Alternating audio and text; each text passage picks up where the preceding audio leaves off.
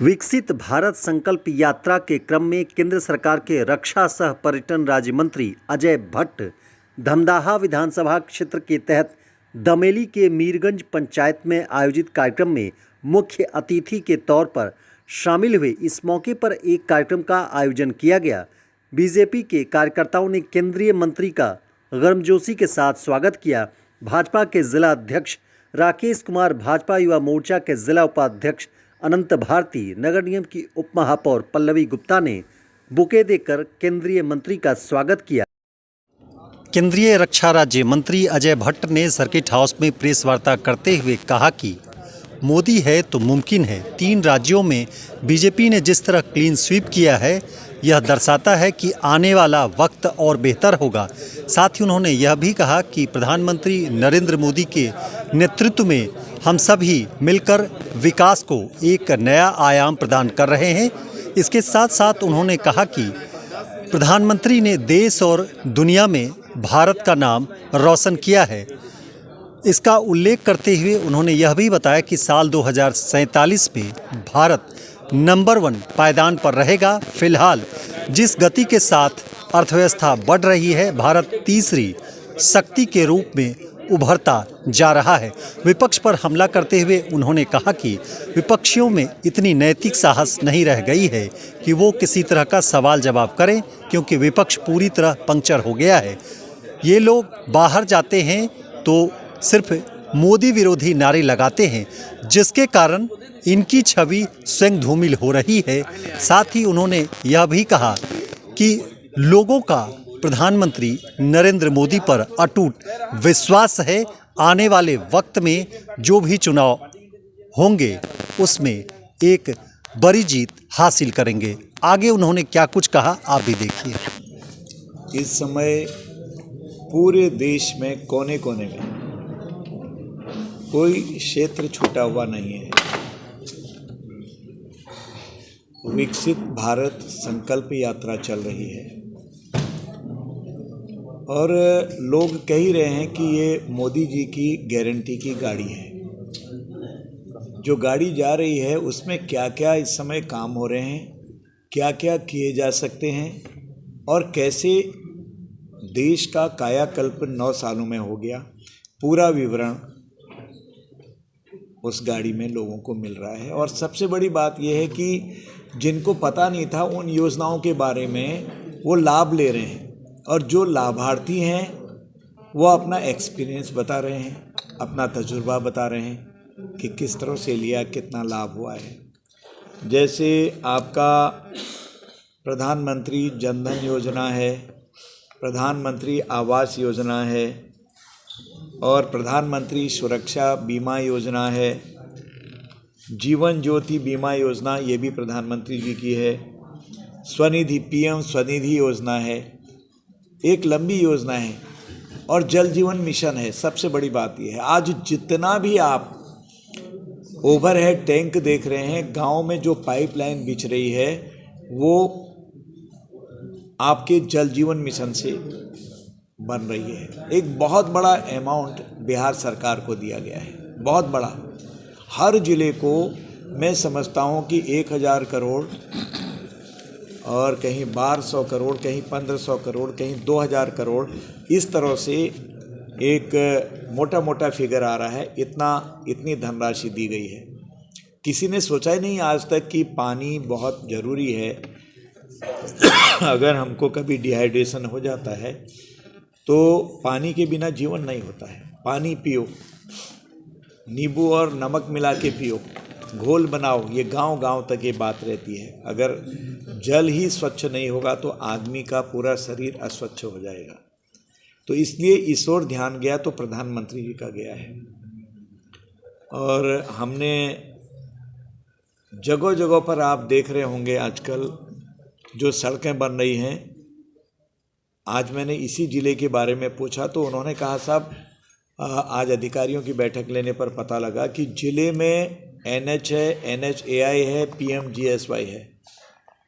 जो प्रधानमंत्री सड़क योजनाएं हैं तो NH योजनाएं हैं, NHAI की योजनाएं हैं, वो जाल बिछा दिया है उन्होंने।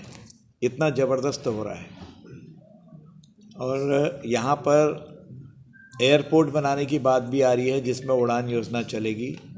उड़ान योजना में अगर जहाज़ में 50 सीट हैं, आज 25 मिली तो 25 की कीमत हम देते हैं, केंद्र सरकार देती है पर्यटन विभाग से, उसकी क्षतिपूर्ति करती है। 3 सालों तक लगातार देगी, 3 साल में फिर वो रेगुलर हो जाता है और उसके बाद वही जहाज़ रेगुलर चलने लगता है।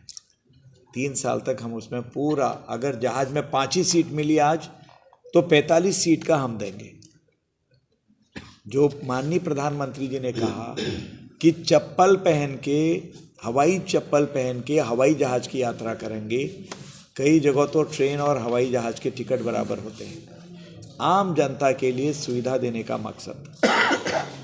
तो इसलिए कोई योजना ऐसी नहीं है जो आम जन को लाभ नहीं पहुंचा रही हो। इसीलिए कंकड़ तोड़ने वाला, बेलचा लगाने वाला, दैनिक मजदूरी करने वाला, झाड़ू पोछा लगाने वाला, या मेरी माता बहनें जो घर में काम करती हैं, वो सबको आज मोदी जी ने एक से एक लाभ दिए हैं। इसीलिए ये सब लोग आज अपने में मोदी जी की प्रतिछाया देखते हैं, उनके खिलाफ सुन नहीं सकते हैं। इतना अटूट विश्वास। सबसे नीचे जो मजदूर वर्ग है, मैंने जिनका नाम लिया अभी, और जो मध्यम वर्ग के लोग हैं और जो उच्च वर्ग के लोग हैं, हर एक वर्ग के लोग मोदी जी मेरे, मोदी जी मेरे, मोदी जी मेरे, इस तरह का एक भाव जो लोगों में आया है, जो अटूट विश्वास है, वो विश्वास ही ऐसा है। अभी आपने देखा कि 3 राज्यों में हम स्वीप करके आगे आए हैं। लोग कह रहे थे कि ये बिल्कुल नहीं हो सकता, ये होगा वो होगा, लेकिन मोदी जी हैं तो मुमकिन है। आपने सब देख लिया। और हम इस समय विश्व की 5वीं आर्थिक शक्ति बन गए हैं। जिन्होंने हमको गुलाम बनाया वो हमसे काफ़ी पीछे चले गए। हम 10वें नंबर पर थे कोरोना में। 2024 के बाद हम अति शीघ्र तीसरी शक्ति बनने वाली हैं। संसद के अंदर घोषणा हुई है और बिल्कुल बनेंगे। आज तो इंटरनेशनल जो जितनी भी आर्थिक मामलों में सर्वे करने वाली संस्थाएं हैं, सब एक स्वर से बोल रही हैं, पहली बार ऐसा चमत्कार हुआ कि भारत की अर्थव्यवस्था बहुत तेज गति से बढ़ रही है। पहली बार ऐसा हुआ है। पहले कभी नहीं बोला, हमेशा उन्होंने यहाँ की अर्थव्यवस्था को डाउन दिखाया। और जो 2047 में हम नंबर 1 पर आने वाले हैं, उसके लिए भी आज ही नींव रख दी गई है। कल को क्या होगा, किसका जीवन रहे न रहे, देश रहेगा। हमारे छोटे बच्चे उस समय अपनी जवानी पर होंगे। वो कोई वैज्ञानिक होगा, कोई आईएएस होगा, कोई आईपीएस होगा, कोई सीडीएस टेस्ट पास करेगा, आर्मी में कोई हमारे अधिकारी बनेंगे, कोई पुलिस में जाएगा, कहीं भी जाएंगे। मेरा कहने का मतलब है कोई वकील होगा, कोई जज होगा, लेकिन वो ऐसे देश का नागरिक होगा जो देश नंबर 1 पर आ गया होगा 2047 पर। प्रधानमंत्री जी ने ऐसी नींव डाली है कि लोगों में यहाँ से एक बात उठने लग गई, इतना विश्वास हो गया कि मोदी जी जो कर रहे हैं ठीक कर रहे हैं। हमारा भी दान, हमारा भी समय दान, हमारा भी इस देश में सहयोग होना चाहिए। ये लोगों के, आम आदमी की भावना आ गई है, चाहे वो किसी दल का हो। अगर हम विदेशों में जाते हैं तो दल के नाम से नहीं जाते हैं, कांग्रेस, भाजपा, बसपा, फलाना ढिमाका, इन दलों से नहीं जाते हैं। जो भी दल हैं हमारे आज यहाँ पर, वहाँ पर भारतीय नागरिक के हैसियत से जाते हैं। जो इज्जत और जो शोहरत आज मोदी जी ने 9 साल में दिलवा दी है देश को और हम लोगों को, वो अद्भुत है, अद्वितीय है। जो यहाँ गरियाते हैं, मोदी हटाओ देश बचाओ जो बोलते हैं, और अंतर्मन से वो उनका आभार प्रकट करते हैं विदेशों में जाने पर, उनके नाम पर कितना इज्जत और शोहरत वो पा रहे हैं, कितना स्वागत पाते हैं। तो इसलिए देश की चहुमुखी उन्नति हो रही है। देश चाक चौबंद है, जल में, थल में, नभ में हम बहुत मजबूत हैं। किसी की हिम्मत नहीं है कोई हमको देख ले। जम्मू कश्मीर में जब धारा 70 हटाई गई, खून की नदियां बहेंगी कहा, वहाँ एक बहुत 70% करीब आज आतंकवाद लगभग ख़त्म हो गया है।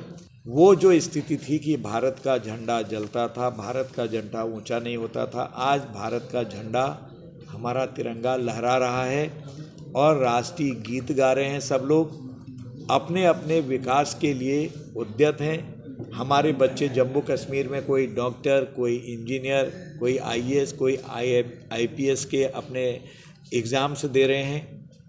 सेंट्रल गवर्नमेंट ने 10 लाख लोगों को जो रोज़गार देने का वादा किया था, उसमें से कई लोग वहाँ से भी चुन के आ रहे हैं। तो इस तरह से आज हर जगह नॉर्थ ईस्ट आज पर्यटन का एक किस्म से हब बन रहा है। जम्मू कश्मीर में अभी तक 2 करोड़ से ज़्यादा पर्यटक जा चुके हैं। मनोरमा ग्रुप, जो सोचता है वो करता है।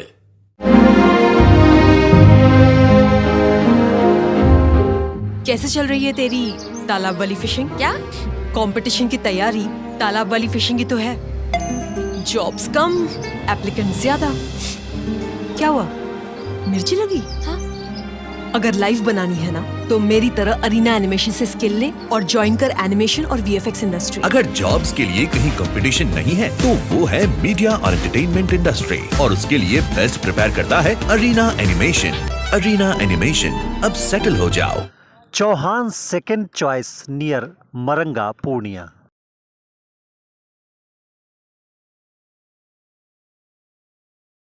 रिलैक्स फिजियोथेरापी, एक्सरसाइज एवं बिजली चिकित्सा केंद्र, doctor Kshitij Ranjan, physiotherapist, doctor Vibha Jha के अपोजिट, पूर्णिया। नमस्कार, हम अहाँ सबके Ravi Sudha Chaudhary, Bollywood actor and producer. हम मिथिला खबर देखे वाला सब दर्शक की अनुरोध करै छी कि अहाँ सब ई चैनल के सब्सक्राइब करू, लाइक करू और ढेर सारा प्यार दू।